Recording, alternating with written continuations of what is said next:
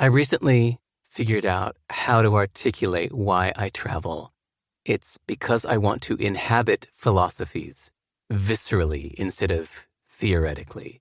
To go to Brazil and be tossed around on the presentism of the Brazilian way of life is a visceral experience. Being in Japan and experiencing that way of life, just in one small town in Akron, you can have people with vastly different value systems that say, if you value my place here at work, you'll run everything by me.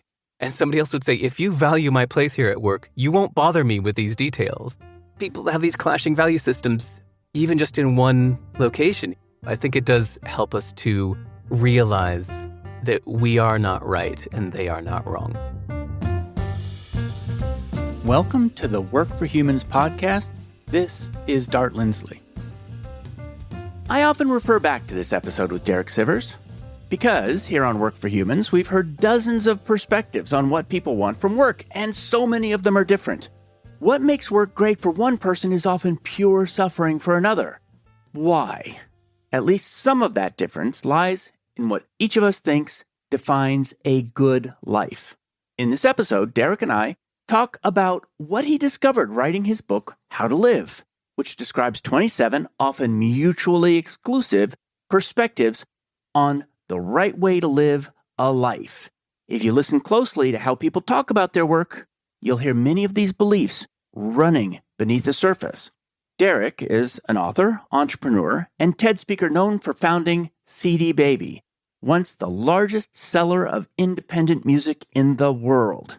He's also a former musician himself and circus performer with over 1,000 completed shows. When Derek sold CD Baby for $22 million in 2008, he donated all of the money to a charitable trust and turned to writing on business, creativity, philosophy, and personal development. In this episode, Derek and I talk about how beliefs direct actions, some of the 27 ways to live found in his book, and the importance of crafting a company's personality. We also discuss using beliefs in the good life as a listening tool at work, nature versus nurture when it comes to what we want from our jobs, data models as philosophical experiences, and other topics. All right. If you enjoyed today's episode, hit that subscribe button so you never miss out on future episodes. And without further ado, I'm very pleased to bring you my conversation with Derek Sivers. Derek Sivers, welcome to Work for Humans. Thanks, Dart. I spent a lot of the last week reading your book, How to Live, and it's the weirdest experience. It is, I've got to tell you, it's like 27 cult leaders talking in my ears. Yes. Great comparison. You're the first person that's ever said that. I love that. Thank you. So it's 27 descriptions of how to live in the voice of the people who might be telling you to live that way. It's a bewildering and almost disorienting thing because many of these beliefs about how to live are so ambient that you don't notice them when they're blowing by you and making you feel bad or good or like you should be something that you're not. So we're going to get into them a little later in the show, but I want to start with what you're doing right like now. I don't want to know where you're going. I don't want to do what you're doing next, but I want to know the way you do business, the way you exist in the world is very different from anybody I've spoken to. It feels like you're creating yourself in public. And I can feel you gardening your digital presence to match, and in particular, to match your philosophy and your belief system. Is that perception accurate? Yeah, that's amazing. Yeah, that's very, very accurate. You said something that I thought was really powerful. I'm going to talk for the whole show. Let me just say, this is going to be a very easy podcast for you because I'm talk about me. I'm enjoying this. Thank you. I'm just going to tell you about you. But you said business is creative. You can do things any way you want. There's no need to adhere to norms. Norms are for businesses without personality. So pour your personality and philosophy into the way you do business.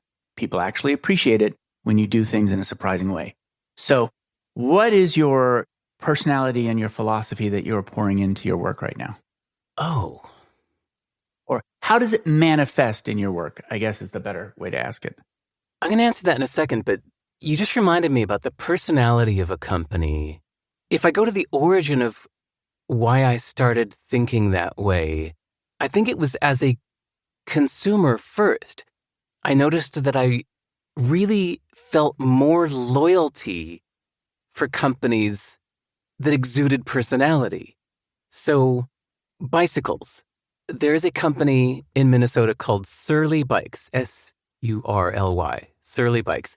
And their website just exudes personality. They like to do things kind of like muddy and dirty, and just the way they talk about their bikes.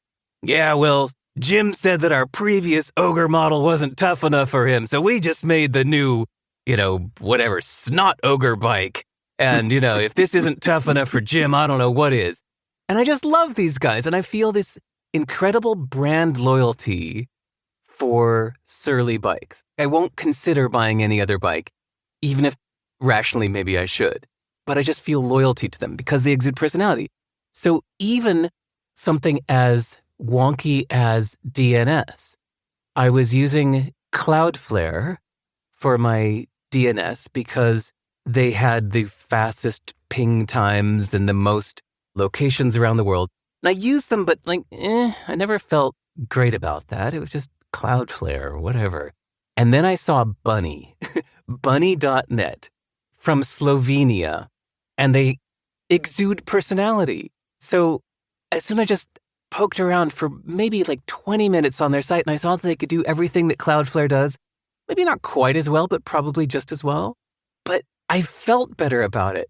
So it's you know what? I did it. So it's I took the 90 minutes of work and I moved all of my domains off of Cloudflare over to Bunny DNS, and I'm really happy about that because it feels better. So those are just two silly examples. But then when I accidentally started my own company, the accident is just circumstance. I didn't mean to start a company. I was selling my own CD and then it grew. But when I realized, oh shit, I've just started a company, I thought, well, I could just do it the normal way, but then why bother? I want this thing to exude personality the way that businesses I love exude personality. So that's where it all began. That's maybe why I started thinking this way. I thought we should mention that first before we get into what I'm doing now. On that note, for example, formalities. We've all probably been to a very casual business at some point.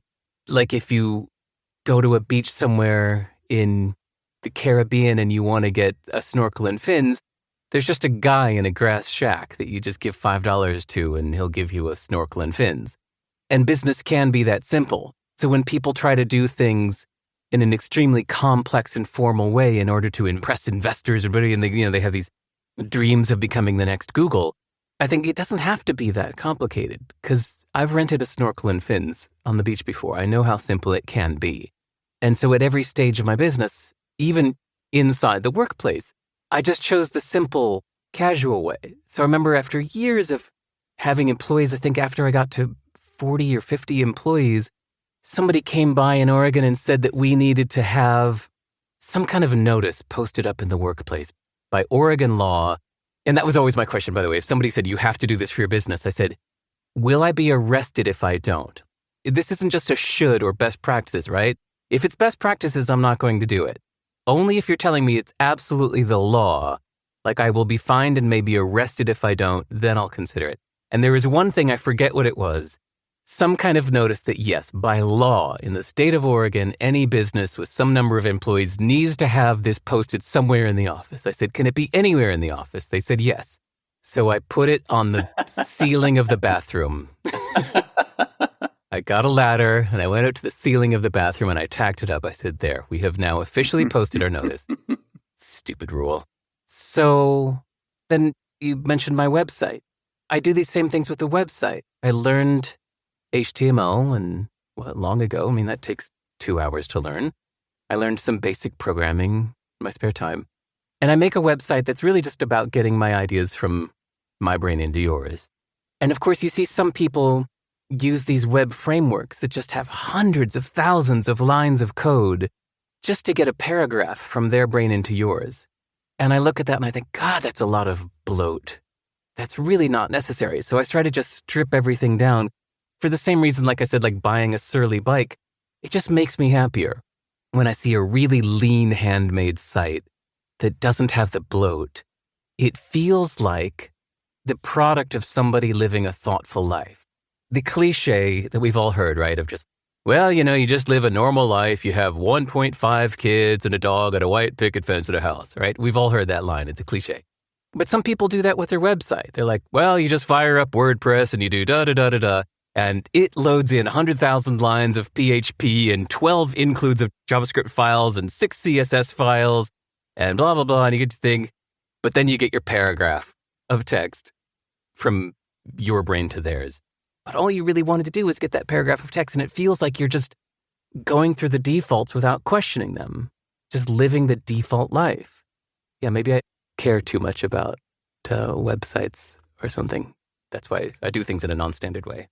It's all through your aesthetic, I think. I think your writing, if I was going to say, is without bloat. And so one of the things that your writing does is it's the exact kernel of information that you want to get across without any extra. And that information that you want to get across happens to be something from down close to the operating system of the world. It so happens. That kernel of truth that you're after is usually like, no, this is fundamental. So it's fun and it's fast to read. I wish more books were like that. Again, that came from a pain point of reading other people's books going, get to the point, or enough with the examples. I got it. Okay, shut up. Come on, 300 pages to say what you could have said in 20. I wish I could buy a book that would just say it in 20. I tangented first because I wanted to set the scene. You asked, what am I doing now? Well, right now, for the last 2 years, I've been completely focused on one idea, which is useful, not true, which is my book. And I'm not saying this to promote it, but I noticed that this was my unspoken assumption behind my beliefs and the way I think. So you said, when you're looking at workplaces, people have this unspoken assumption that, well, yeah, this is how to live. This is what a workplace should be. And somebody else thinks, well, this is what a workplace should be, but it's very different from what this person thinks, and hence the clash. So we all have these things that seem so obvious that we don't even say them. And so to me, something that was so obvious that I wasn't even saying it was that I choose my beliefs because they're useful, not because they're true, but because believing this creates an emotion, which creates an action that is the action I want. So I choose the belief that generates the emotion that generates the action that I want. And that's why to believe something. And every now and then somebody in my comments would say, but that's not true. I'd say, I don't care if it's true. What do you mean true? Who's going to say what's true or not? Based on what measure? I mean, yes, there are some factual things like there. I'm clapping my hands. That's true.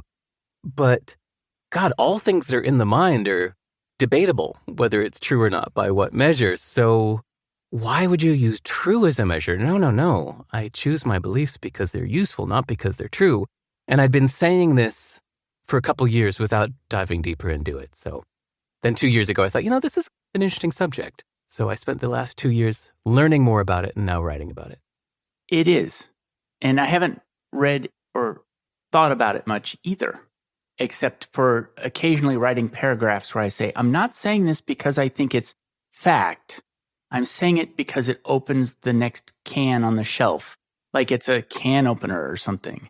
On that point, Brian Eno, the record producer, he said once that his job as a record producer is mainly just to have strong opinions. So that if the band is sitting there in the studio and they're not sure whether this or that, A or B, he'll say, what about Z? And they'll go, what? That's crazy. No way. No, that's an awful idea, Brian. And he'll go, okay, great. It looks like I've just helped you decide. So he wasn't proposing that idea because it was the right answer. He was proposing it because of the effect it had on their decision-making. And that's his job as a producer, is to just have the strong opinions that help the artist better realize what they actually want. Yeah, and sometimes you can do that to yourself. Exactly. Like you just said with the can opener. I really like that. I never heard that metaphor. One of mine is that in terms of experience design, when you're thinking about experience, you should ask, what's experience? And I've come up with a set of rules for what experience is. One is all experience is in the present. If you're remembering something from the past, you're remembering it in the present. And if you're thinking about it in the future, you're remembering it in the present. And by the way, I heard this in one of your How to Lives. I did hear this. I heard you say that. And all experience is internal, which is that by the time you actually experience it, it's gone through all the filters and it's gone through all of the processing, immense processing that happens before something from the outside world makes it to your internal world. And it's mediated during that passage. And so it's important as a designer to know these things because then you know what you're acting upon. All you're acting upon is that person's now. That's a very useful framing for me, and I don't know if it's true. It's a conceit. A conceit. I like that. I agree with you. And it's a very useful way to look at it because it keeps you focused on the now instead of ruminating about the past or trying to predict the future. Let's just keep this to the here and now. It's a very good example, I think, of the kind of kernel of truth that you pursue, which is that you are pursuing these essential, again, I want to say operating system kind of questions, which I found really compelling. And so how did you in particular come to write How to Live? And I should read the whole title. It's How to Live, 27 Conflicting Answers and One Weird Conclusion. It's an homage to a book called Some, S-U-M, by David Eagleman. So I read Some by David Eagleman, loved it, read it again a year or two later, felt, wow, I think this might be one of my favorite books of all time. Some, its subtitle is 40 Tales from the Afterlives. And it's fiction-ish, where it's 40 little short stories, fables, about what happens when you die. But each chapter disagrees with the rest. So it's basically 40 different answers to the question, what happens when you die? And each one takes a radically different take on it. So one will say, when you die, you're alone in this giant mansion and you wander around for days. There's nobody else there. And finally, you see another person who tells you, this is God's house. But God is a creator. He's not a manager. So he created life billions of years ago. The first time that an amoeba split into 2 and then 4 and then 8 cells, he was done. And he's off doing other things now. He forgot we exist. He doesn't know about human life. He created life, not humans.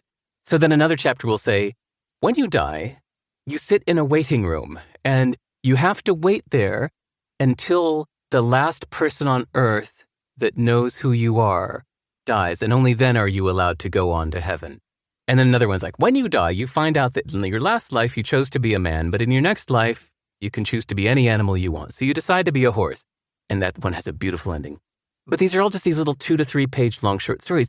But I love the format. I love that every chapter disagrees with every other chapter, but each one is so confident to say, here's what happens when you die. This is what happens. And then just 3 pages later, it says, here's what happens when you die. That happens. And it's completely disagrees with every other chapter. So I love the format so much that one day I was driving down the road and I just went, oh, I want to write a book called How to Live in that exact format, where it's going to have these opinionated answers, or like you said, would you say cult leaders? Yeah. As if written by originally I was going to aim for 40 because it was an homage to the book Some. It was 40 Tales from the Afterlife. So I was going to try to have 40 ways to live where each chapter makes its best argument why this is the way. This is how you should live.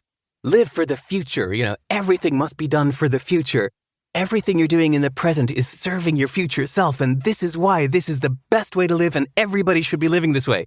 And the next chapter will say, live for the present. The future doesn't exist. All that really is the present moment. And the next chapter will say, follow pain. Pain is the compass that leads you to the right thing to do. The right thing to do is always the difficult thing to do.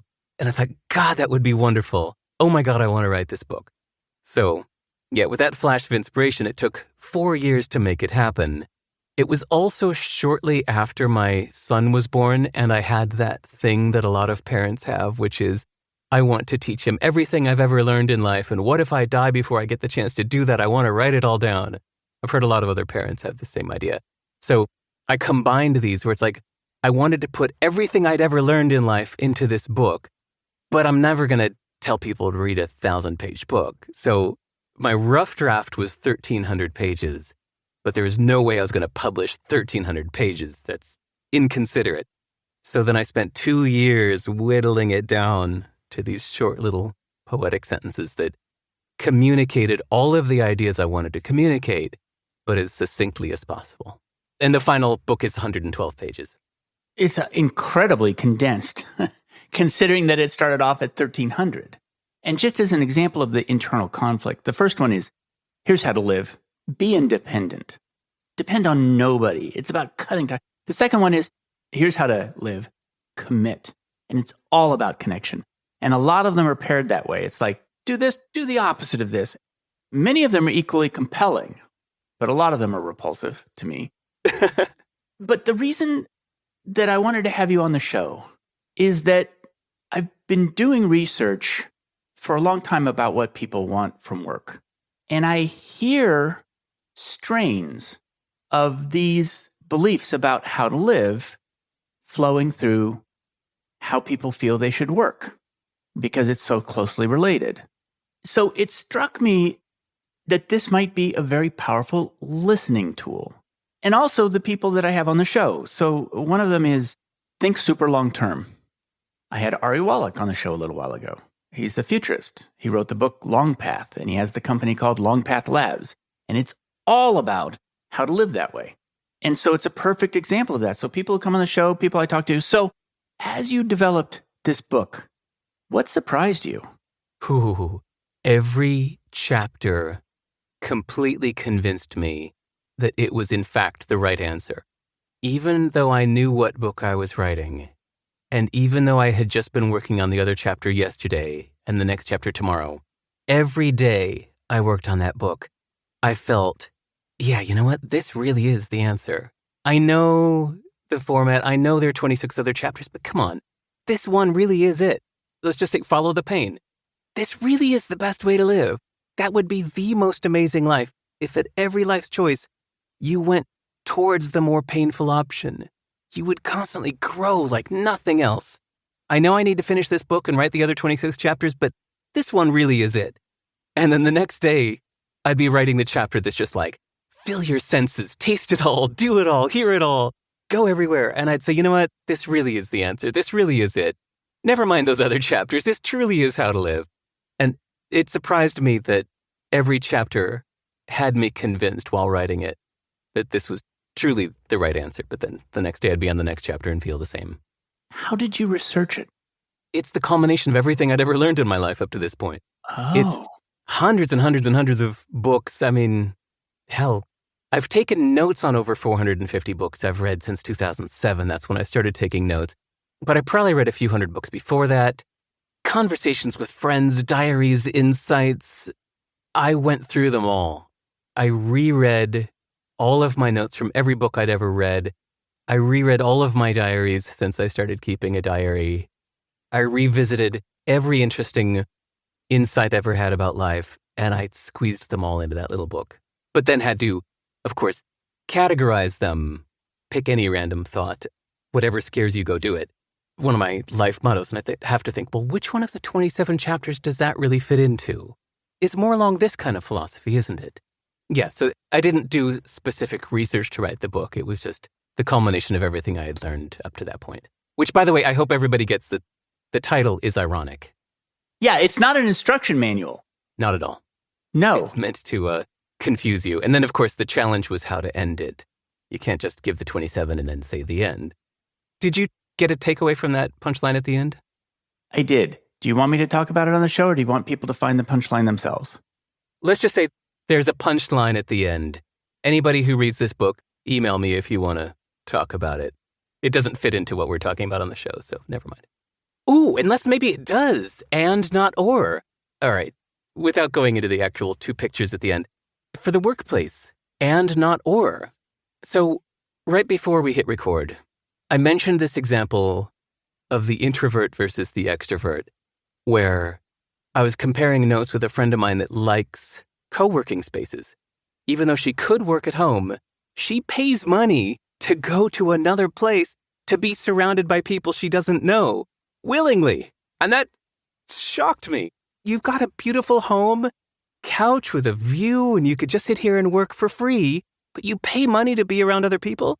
And she finally explained that she gets drained and exhausted if there are no other people around. And if she's just in a place that has even strangers that she's not communicating with, just their presence in this room, or even in the same building, even if she can't see them, just knowing that they're there gives her energy. And that's why she chooses to go to a co-working space. And I went, wow, I'm so glad you narrowed it down to that, or put it that way, because I'm the exact opposite.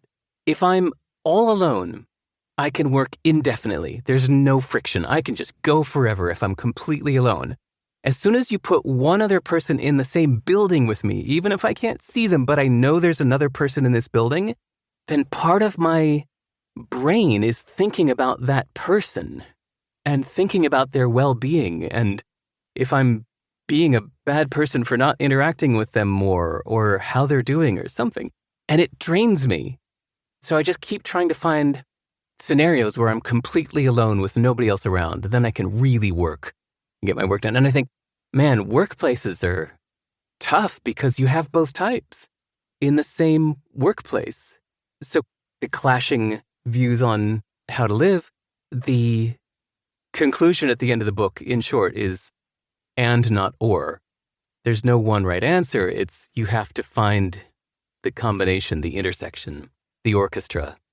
That's right. And by the way, that is a central design problem in the experience of work, which is that there are some people who like to work alone, and some people who say that they want to work with teams, they want to work with other people, they like the ambience of the buzz around them of people. Like I know people who work in sales offices, they're not salespeople, they just like the buzz.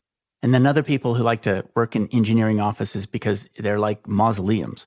So, these very differences, well, it's challenging to actually satisfy a team of people where they have such different interests.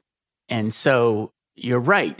And that's like a surface detail compared to what you're talking about in How to Live. So listeners, I'm going to read some of the How to Lives because we've been hopping around a little bit, but I'm just going to say what some of them are.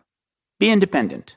And I'm going to do them as a bulleted list. So How to Live, be independent. Next one, commit. Next one, fill your senses. Next one, do nothing. Next one, think super long term. Next one, intertwine with the world. Make memories. Master something. Let randomness rule. Pursue pain. Do whatever you want right now. When I read that one, by the way, while I was interviewing you just now, while I was talking to you, I was like, yeah, I want to do that one. Be a famous pioneer. And actually, I'm going to stop on that. This list obviously goes on for 27 different ones, but I want to stop on that one because it really made me think about where our urges to follow one of these lives comes from, which is, I suppose they can be taught. In fact, I know they can be taught because one of them is follow your book. I know that one can be taught because churches have taught that one forever. But I almost feel like this is what people use to explain what they are already compelled to do. Yes. So on the one hand, my parents were scientists. And so it was all about discovering the unknown. And so it was about being a famous pioneer. And I have that too. Now, I don't know if I learned it from them, but man, it feels compulsive as hell. So anyway, do you feel like these can be learned? Or do you feel like they're more like compulsions? Do you have kids? Yeah, I do. How many? 2. Twins. A nice study. Perfect. Are they very different personality-wise? Radically. I love this. Identical twins? No, not identical. Okay. All right, I'm talking way out of my pay grade here, as they say. I'm no expert in this stuff. But we've heard the examples of identical twins that were separated at birth. World War II, whatever, a hospital in Poland. Identical twins. One is sent away to Argentina and one grows up in Germany. And then 30 years later, they find these 2 identical twins and find that they've made the same life decisions all the way through and have the same preferences. They have the same beard. They smoke the same pipe. They both married a woman named Maria. They're both really into model trains, whatever. Even though they grew up unaware of each other in completely different cultures, their DNA seems to have somehow shaped their life preferences. But we've also seen, say, whether it's two kids, fraternal twins, or say even pets. I used to have two cats. Now I have two rats. Never more than a yard apart from each other growing up, but yet have these very different personalities, even though they were treated exactly the same. One is so timid and the other is so brave, and one is so sleepy and the other one's always a bundle of energy. And so I think our DNA, or whatever, our nature, I didn't used to believe in nature, but now I do. I believe that we have a nature that pushes us a certain way, that we can do anything, and we can live by any belief system or value system. But some ways are going to feel better than others. And I just had a case of this myself last year where during COVID, here in New Zealand in lockdown, I was trying to be domestic. I thought, okay, well, we can't travel. I need to try to be a good domestic person. And I tried that, but it was so against my nature. Every day felt hard trying to be like a homebound domestic person.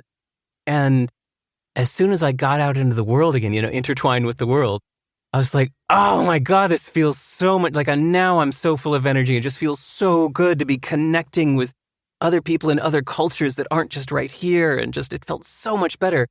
And I was actually just this morning, yes, at 6 a.m, talking with one of my best friends in Bangalore, India, comparing notes on this, how she can't understand how some people want to spend their lives doing one thing. She said her greatest joy is to do lots of things a little bit, just so that they're like enough. And she likes the broad balance of doing many things. She thinks it would be horrible to pick just one and do it all the way. And I went, oh God, no, I totally disagree. I love the deeper reward, the deeper satisfaction of going all the way into one thing and proudly cutting off the other options. And everything I say no to is like dropping a sandbag out of the hot air balloon. It just like sends me higher and higher. And it was funny comparing notes on this because we were saying, like, do you think this is a learned value thing? And she's like, no, I just think this is just in my nature somehow. And I went, yeah, same here. Like, I think this might be a nature thing. It wasn't just that you grew up reading different books. Actually, we read most of the same books. We can live any way we want, but I think our nature pushes us one direction. Or 3 or 5, well, yeah, depending, yeah. Right? Because there's a lot. Yeah, we light up in some ways of being light us up and some ways of being drain us. And so what I want to explore is this as a listening tool. And I wonder if it has changed, writing the book, how you listen when other people say what they're doing. I mean, you just told a story that's like that, where, in fact, the 2 things you just described are 2 things on the list of 27. One of them is change all the time. And one of them is go deep in your community, have one job, establish mastery, all those things. So it's very much about stability. And so I'm not even going to say change. Does it make how you listen more perceptive or subtler or different? Yeah. Not the book itself, but I think traveling did that for me. I recently figured out how to articulate why I travel. It's because I want to inhabit philosophies. I want to experience a philosophy viscerally instead of theoretically. And so to go to Brazil and be tossed around on the presentism of the Brazilian way of life is a visceral experience. Whereas to go to Japan and experience the deep, almost too much consideration for everyone else, where you're socially rewarded, it's culturally valued to hold back what you're really thinking and only say what the other person needs to hear or what you think is best for the social harmony. That's a completely different way of being. So being in Japan and experiencing that way of life, being in Brazil, experiencing that way of life and giving into it and not judging them as right or wrong. We all instinctively do that at first. We grow up in a certain way and then you experience another way and you think, you're doing it wrong. You're weird, you're wrong. It takes a little while to see it their way. I used to think it was so weird that Russians never smile. And finally, like 3 different Russian people explained to me separately why smiling makes you look like an idiot by their value system. And if you smile, it just shows you're a stupid fool because life is hard and nuanced. And if you're not smiling, it shows that you've understood life. Whereas if you're smiling all the time, it makes you look like you're an idiot that is imperceptive and a fool. And I went, wow, okay, I'm starting to understand that way of seeing things. So even if we're all just working in an office in Ohio, just seeing that we don't have to go all the way to Brazil and Japan and Russia, but just in one small town in Akron, you can have people with vastly different value systems that say, if you value my place here at work, you'll run everything by me. And somebody else would say, if you value my place here at work, you won't bother me with these details. People have these clashing value systems, even just in one location, even if on the outside they look exactly the same. And they're both named John, but they can have very different value systems. So I think it does help us to realize that we are not right and they are not wrong. Yes. And I suppose one way I'm going to use it to listen when I ask people about what they want from work is that sometimes there's a say-do gap between what people say and what they do. And sometimes what people say, including me, is what I think I should do, as opposed to what my nature is. And so your thinking, by the way, aligns very much with my own, which is that people are incredibly diverse. And actually, I have data on it now, which I've identified some 35 different things that people want from work. And I asked people, I turned it into a survey and I sent it out. And I asked everybody which of those things they wanted. And out of 100 people, 120 people, only 4 picked the identical pattern. So even while you're having differences between 2 things, like you just named 2 dimensions, right? If you add people up into all of the different things that they want, they turn unique really fast. Mathematically, it's not a surprise because 35 different things, there's over 1 billion combinations you can have.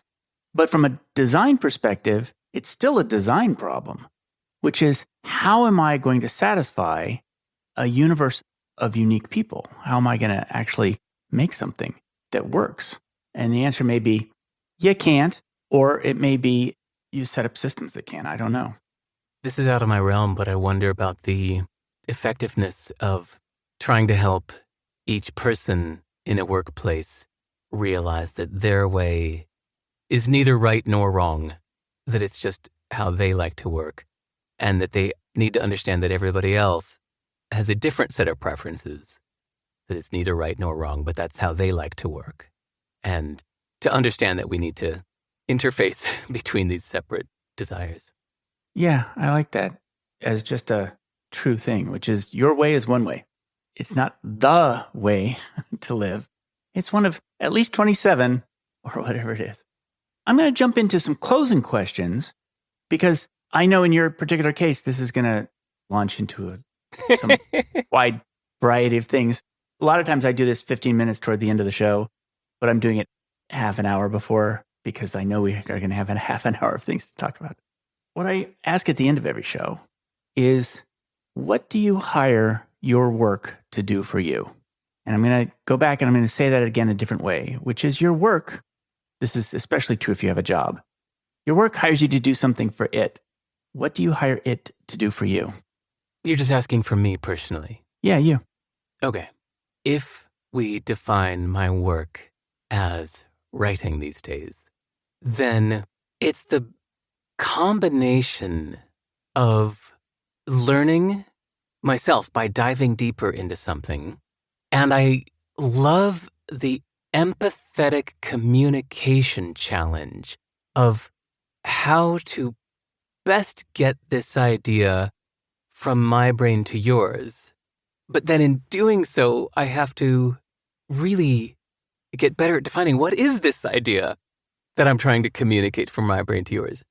And maybe that's why I love writing so succinctly, is because the default way I did this, and still do with friends on the phone, is we go we talk for hours and hours and hours around an idea. And somewhere along the way, we hit these occasional insights where we go, ooh, wait. So I think what you're saying is da-da-da. And the person will go, oh, wow. I never thought about it like that. I think you're right. That is the way I think about it. And we got there through hours of blather.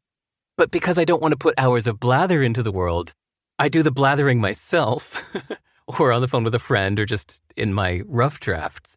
And then I just take out those little tiny gems, those little pearls from all the muck in the oyster, and just put those out into the world. And that's why I'm hiring this work. Funny way to put it. I would do this even if it never made $1. I would do this even if I had to pay to do it. I would do this if I was the last person on Earth. Although there'd be a little less motivation to communicate to others, but maybe I'd etch it into a stone tablet somewhere and hope that future aliens would find it. Yeah, I find that the process of figuring out how to succinctly communicate something makes you realize what your own thoughts are. And that's what I'm using my work for. Can we talk a little bit about the phases of that? So there are certain patterns of what people want from work, which are, I call narrative patterns. And that's because they have a start, a beginning, and middle. One thing that people hire their jobs for is to solve puzzles. Well, that starts off with a knot, and it ends with a denouement, where the knot is untied. And in the middle, there's this suspension of, can I untie this knot? And what's wagered? Usually my ego. And it has to be a puzzle that is hard, but not impossible. And it has to have incremental wins. And so there's all these things about the arc. Now, you've named a couple of them. One of them is, I don't know what the beginning is. Actually, I care about that. The end is, I've found it. This is the kernel of truth that I've discovered through this process in me. How does it start? Actually, I know how it starts. You're driving along in the car and you say, oh my gosh, I have to write this book. But no. But yeah, that was a rare homage inspiration. But no, usually I think it's confusion, upset, dissatisfaction, unease. A year and a half ago, I broke up with a long-term girlfriend, and I had really mixed feelings about it.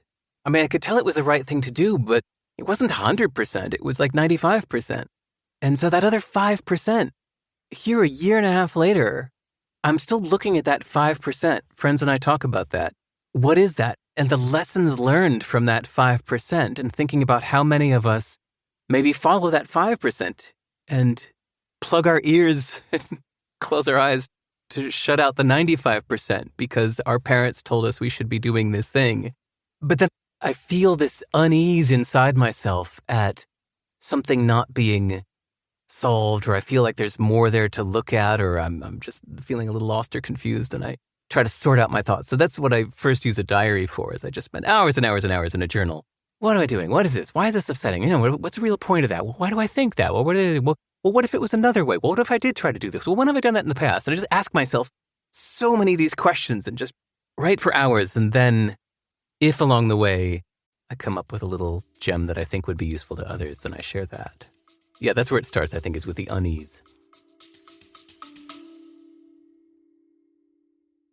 On Work for Humans, we've been exploring the principles of multi-sided management, which is the belief that work is a product that every company designs, builds, and delivers to employees. Along the way, people started asking how they could put these ideas into practice. So I founded the work design firm 11fold to help your company create the kind of work that makes teams feel alive and engaged instead of dead and dull. So you can reduce turnover and build commitment. We're doing something revolutionary here. Learn more at 11fold.com. That's 11fold. fold.com. That's really interesting. And what's also interesting is that your method is largely internal.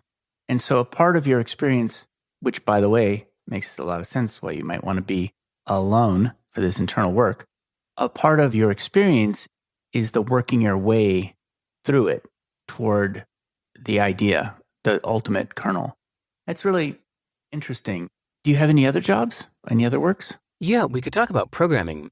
But before we do, I just heard an interesting idea yesterday related to this, which is, okay, use the computer program metaphor for a second. Imagine that you are a computer program that's been given an amount of data and you need to process it somehow. And it's a long process. It's going to take you, let's just say, it's going to take the program an hour to compute the data, with protein folding or something like that, compute the data it's been given. As soon as you drop one more bit of data into it, it has to start all over again. And I think about how many procrastinators I hear from that say, I listen to so many podcasts, I read so many books, and I just don't get anything done. And then I thought about this program. It's like, well, of course, every time you listen to another podcast, every time you take in more data, you've got to start all your calculations all over again because you've just taken in more information. And I think it's so valuable to stop with the inputs. When you know that it's important to output now, at a certain point you think, all right, I know there's always more inputs. I'm just going to stop now. I'm just going to do the output based on the inputs I've got. That makes a lot of sense. Sorry, I don't remember exactly how that fit into what we were just talking about. But well, no, it does. It's that I was saying that your process is internal. And I'm looking at that as sort of a phenomenological thing, which is, what's it like to do that? And how would someone who's designing work for you design it so that you could do that better, so that you could experience that more often? And I say this to you as a musician, which is that experience design is an art, and it's an aesthetic pursuit that is followed with an artistic mindset. But usually what you're working on with experience design is not a physical thing like a sculpture or music. It's the system that people live in. Yeah. And so now you're having to think analytically about a system and how it's going to create a work experience that people want. So anyway, that's the reason I ask these questions, is because it's from that perspective. Nice. Rube Goldberg machine. Usually when I think of system, I think of like a beautifully running engine. The metaphor of an old-fashioned car engine and the gears and this and the pistons and it's leading this and like, ooh, what a beautiful engine. It's funny to think of the small version that could start as like a little Rube Goldberg machine, right? Like, okay, well, when I touch this, it begins and the ball rolls here, which lands on this, which makes the hammer hit that, and then this. But those things can be fun to make. It can be just a challenge, like putting a car back together, meaning anybody with a screwdriver and a crowbar can take a car apart, but can you put one back together? And then if you've seen enough cars, could you actually, from scratch, using just a 3D printer and no preset templates, could you go make a car from scratch? And that's what programming feels like to me, is starting from scratch to build a store or a website generator or a login form or whatever. I just start from scratch. I always start with a blank document, no color by numbers, paint by numbers frameworks and templates. I always start from scratch because that's my biggest joy, is it's philosophical. By starting from scratch, it makes you go, what is a store really? What are we really doing here? What's this really about? And I know this is going to sound really shallow, but it felt profound to me at the time, is I was trying to model a cart, a shopping cart. And I was making a cart a separate thing that at a certain point when you pay for what's in the cart, it becomes an order. And I was realizing like, oh man, then I have to write all those rules all over again. I thought, well, why do I have to write all those rules all over again? Wait a minute. It's the same rules, isn't it? An order needs to have the same rules as the cart. The cart needs to know all the rules of the order. I was like, wait a minute. A cart is an order. It's just an unfinished order. An unpaid order is the cart. Oh my gosh, why didn't I see this before? It's just because we have a different name for it that we call it a cart, but actually modeled in the computer and all the functions that need to know about inventory and the price has to be above zero if this and that. It's just an order. Oh, wow. That felt like a huge insight. And it felt philosophical, even though it's just something as shallow as just a little storefront. I don't think it's shallow at all. At all. I think data models are a completely unrecognized philosophical experience. Yeah. They are absolutely ontological. What is there? It's very deep, and I'm not even sure that those structures exist because of how we think or if they're actually a part of the universe. And I think that when deep data models are close to the part of the universe of what is there. And so I don't think it's shallow at all. It's a small example of a deep thing. Yeah, thank you. Yeah, well put. It's a small example of a deep thing. I think it's fun to do that with programming almost anything. I mean, obviously, it helps if it's something I care about. I don't know if I'd want to be a paid programmer where somebody just says, all right, we need you to get these, move this money from here to there. Now figure out how to do that. Okay, actually, I have enjoyed lots of that in the past, but it helps if I have a greater motivation. All those years at my last company, in 2008, I started a company called CD Baby that was originally just me selling my CD on my band's website. But it was at a time before PayPal, before Amazon. Well, Amazon was just a bookstore at the time. And so my friends in New York had nowhere to sell their music. There was literally no business anywhere in the world that would sell your music unless you were on a record label. So they asked me if I could please sell their music on my band's website. And so I did that as a favor for, I think, 4 or 5 friends until I realized that I had accidentally started a business. So I gave it its own domain name. I made it cdbaby.com. And for quite a few years, from 99 through 2006 or so, it was the largest seller of independent music anywhere online. And all those years, I was the sole programmer. I did it all myself. I never had a team because I just enjoyed so much this process of using this sandbox, this playground, to figure out how to make all these things from scratch. Even once we started distributing music to Apple iTunes and Spotify and Yahoo Music or whatever, each time they'd send me this spec sheet saying, okay, we need to receive your data as such. And I'd think, ooh, all right, how can I do this? How can I get my data into their data? What's the real point here? What are we really trying to do? Maybe there's a creative solution if I think of it from first principles and what this is really about. It's just fun being able to rethink all of these, but especially if you've got some kind of intrinsic motivation to do so. Here's another closing question. What does your work cost you? If you just have a boss, and that's how you see your life, as like, I work from 9 to 5, and that's what I do. It helps compartmentalize it.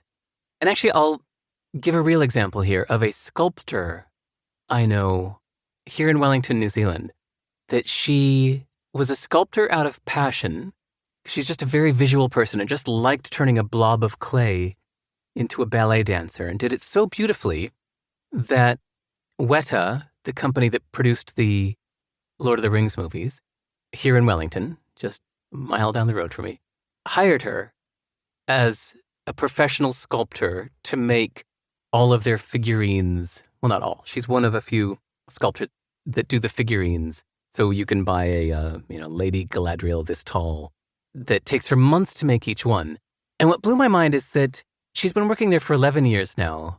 She goes into work every morning at 8:30, comes back every day at 6, and she has not done a single sculpture of her own in the last 11 years since she got that job. And then when I asked her why, she said, it's because I'm 8 hours a day working as hard as I can, sculpting all day. I get home and I just want to read a book or play some music or just sit with a friend. Last thing I'd want to do is sculpt. I've been doing it all day. I think that is the answer of what does it cost you? For me, is it because I don't have a boss and everything I do is for intrinsic motivation? it means that I'm completely unbounded. So I get out of bed at 4:30 in the morning and I immediately start writing. And then I'll stop to do a call like this. And then when we're off the call, I'm going to go back to writing and I'll sit there until 11 o'clock at night when I feel my head start to bounce, and I'll go to sleep for 5.5 hours and wake up and do it again. It's obsessive because it's unbounded. I've set up an environment that lets me obsess on getting every little word right because I don't have a boss saying, come on, Derek, we need it by this deadline. I can obsess. That's what it's costing me, but I choose it. I like it. Same with the solitude. I like it. It has the occasional downside of loneliness, but to me, it's worth it. And the obsessing, working 18 hours a day, has the occasional little downside, but to me, it's worth it. So there's my cost. That's what it's costing me, but I'm happy with it. Yes, it's worth the cost. It's worth the cost. I get an answer more like that from people who have created their own work life. People who have managed to create their own work life will say, it costs me nothing. There's nothing I'd rather be doing. But I think yours is more right, which is it costs me something, but it's worth it. Hey, How to Live, that book, upsets some people because they want simple answers. I've got just a few emails of people that aggressively disliked that book and said, that book really messed me up for months. And I go, thanks. And they go, no, dude, I'm serious. No, I mean, really messed me up. Like, you've really harmed my life in a way. Like, you started to make me see these other things. Like, now at every given moment, I feel like I'm always at a fork in the road. There's 27 forks in the road at all times. This is not good, Derek. And I think, well, again, to me, that's a price I'm happy to pay. I think it's fascinating and fun to realize that there's not one answer. There are many, many, many options, and none of them is the answer. It's a choice. And again, that's a pain that I like. Yeah. And one of the things I thought reading it was that some people pick one to avoid the cognitive load of having to choose between them, because that's hard. And so you pick one.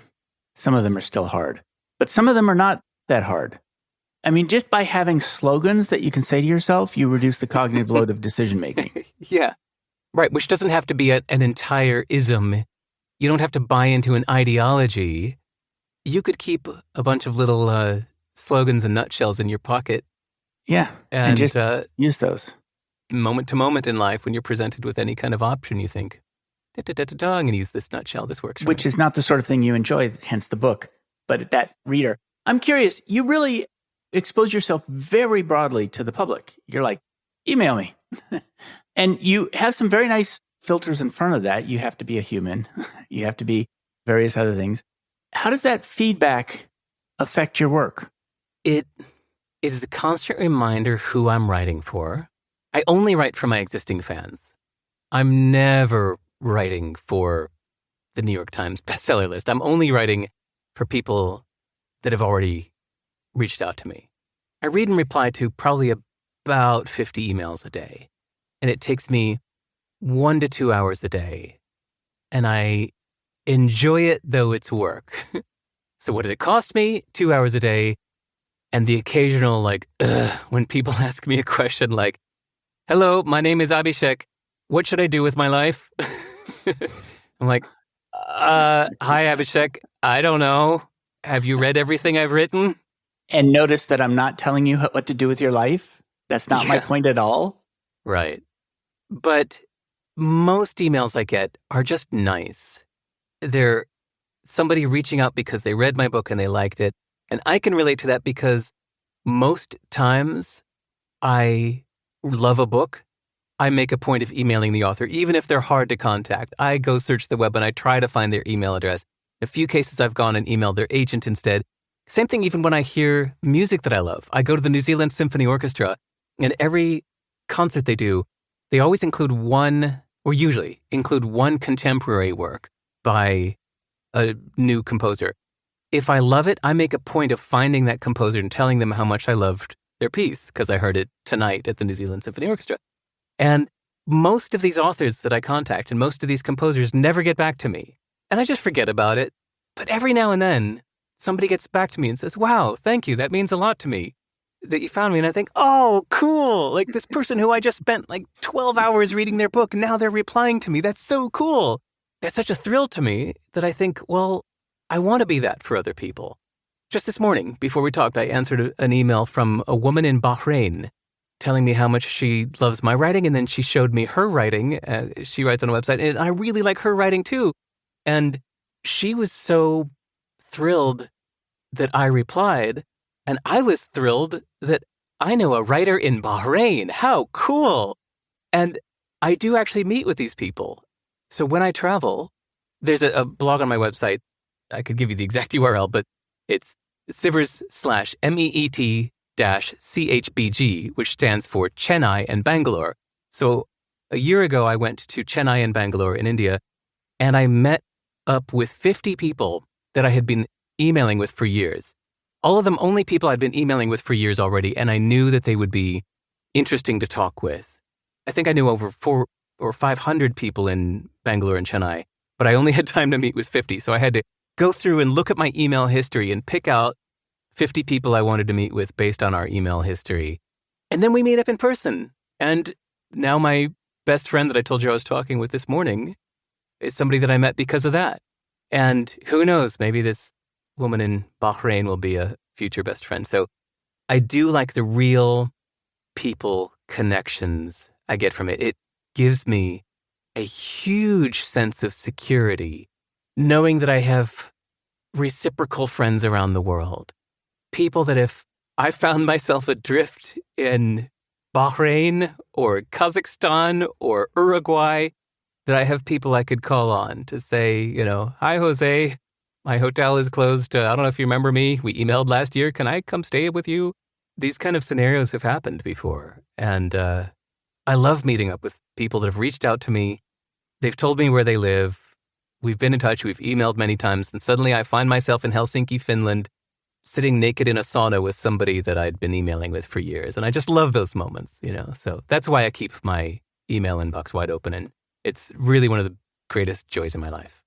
Along those lines, where can people learn more about you and your work? Only my website. I'm just not really into social media. So sive.rs. Everything is there.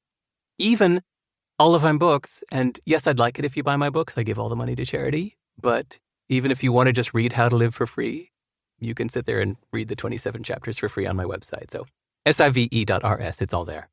It is a very easy to use website, and everything has a purpose.